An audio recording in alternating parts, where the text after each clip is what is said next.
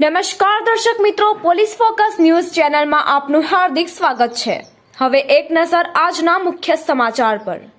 સિદ્ધપુર સરસ્વતી નદીમાં 1 કિલોમીટર સુધીમાં 3 મીટર ઊંડું ખોદકામ કરી જળ સંચય કરવાની કામગીરી હાથ ધરાઈ 1 મહિનામાં કામગીરી પૂર્ણ કરવામાં આવશે। સિદ્ધપુરની કુંવારિકા પવિત્ર સરસ્વતી નદીમાં ધોળકિયા ફાઉન્ડેશન અને રાજ્ય સરકારના સંયુક્ત ઉપક્રમે શહેરના બ્રહ્માંડેશ્વર મહાદેવ મંદિર પાસે સરસ્વતી નદીમાં રિવરફ્રન્ટ બનાવવાના ભાગરૂપે નદીમાં જેસીબી મશીનથી બંને બાજુ પાળા કરીને 3 મીટર ઊંડું ખોદકામ કરવાની કામગીરી પૂરજોશમાં ચાલી રહી છે।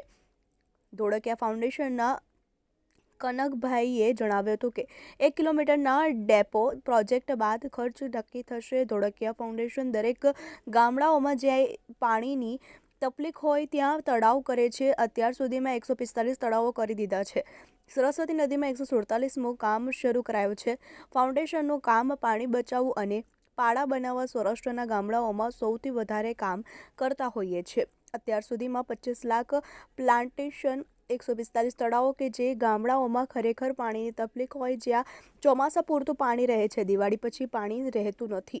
ઘણા ગામોમાં કઠણ પથ્થર જેવી માટી હોય છે, જ્યારે સરસ્વતી નદીમાં રેતીવાળો ભાગ હોવાથી બંને બાજુ પાળા કરીને કેમ્પેઇન વોલ કરવી પડે તો એ પણ પાણી નીકળી જાય નહોતું। રેતીમાં ભરાઈ જાય। સૌપ્રથમ કામગીરી નદીમાં થોડું ઊંડું કરીને સાફ સફાઈ કરીને બંને બાજુ પાળા કરીને 1 મહિનામાં રિપોર્ટ આપવાનો હોય છે। 1 કિલોમીટરની સીમામાં ઊંડું કરી પાળા કરવા અને ફાઉન્ડેશનની કામગીરી પાણી બચાવવું અને પાળા બનાવવા 1 મહિનામાં 3 મીટર ઊંડું કરી પાળા બનાવવાની કામગીરી પૂર્ણ કરવામાં આવશે।